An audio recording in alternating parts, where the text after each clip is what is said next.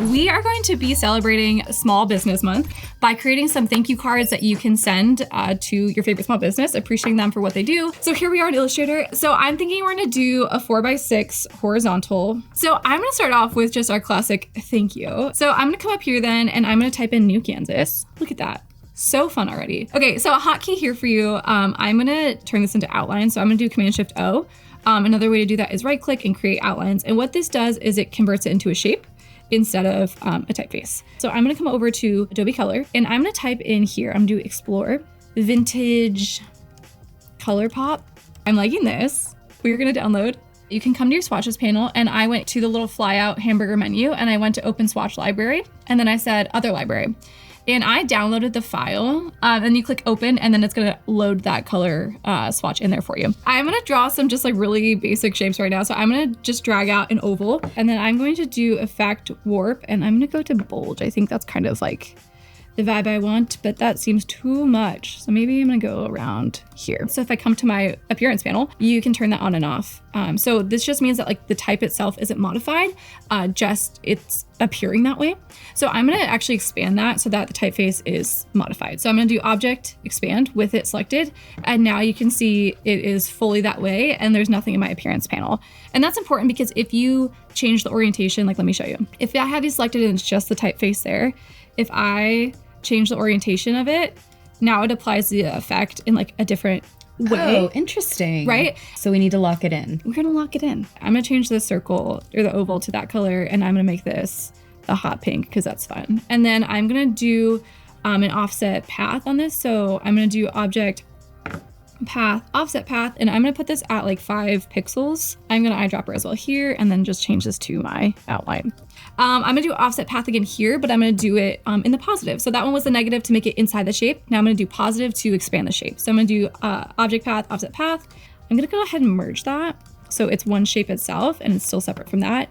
And then I'm gonna make this bright blue and then let's do this guy, the yellow. I think I might add a white outline. Okay, cute. This is fun. I'm gonna do a little flower as well. So an easy way to build a flower is I'm gonna use the repeat tool. So I'm gonna do object repeat and then I'm gonna go to radial and like a flower. I think I'm gonna do 5 petal, expand that, and then I'm gonna merge these again. And then let's do a little star maybe. And I'm gonna bring this down because I want it to be like a sparkle, not a star. Okay, expand that, just a regular old rectangle. And then maybe this one says like, let's just do like thanks. Okay, this is cute. I like this colorway and I might do another object offset path on this one. I'm gonna use the scissor tool here under the eraser tool. I'm gonna cut this, delete this, and then I'm gonna turn this to an outline or stroke only. And then I'm gonna just bump this up to get a really fun like rainbow shape. I'm gonna keep that for a second, but I'm gonna expand this. I'm gonna come here and I'm gonna do type on a path. And I'm gonna say, you made my day.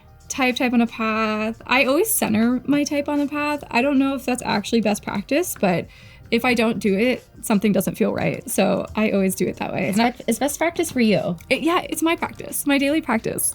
Okay, I think that's cute. Dare we add another outline? Dare we do. Path, offset path. So on the show, all I did was a lot of offset path. Okay, I'm gonna kind of just like center all these together. This is cute. I like this. Oh my gosh, Emily, I love it. Yay! Let me just actually make another 4x6 for us here. I'm gonna bring a few of these over. And this is gonna be like the back of the postcard and I'm just gonna kind of like drop these around the edges. I'm gonna save this now as a PDF. And now we are gonna jump over to Express. I'm going to start from my content and I'm gonna come to here and I'm gonna choose thank you front. Look how cute. Okay, awesome.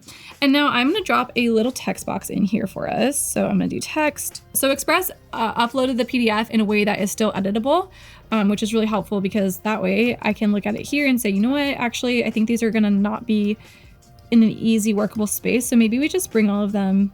Maybe I bring this one down here and I'm gonna set this in the center and kind of put it here. And I think this would just be a really cute card that you can send to, you know, your local small business or someone that you work with, or if you are a client of somebody and you're like, hey, I really appreciate your photography work and I want to send this to you. And then I'm going to go share and I'm going to say anyone with the link. And then I'm going to copy the link. And then actually, sorry, I'm going to make this a template. Thank you. And we're just going to do create public link template.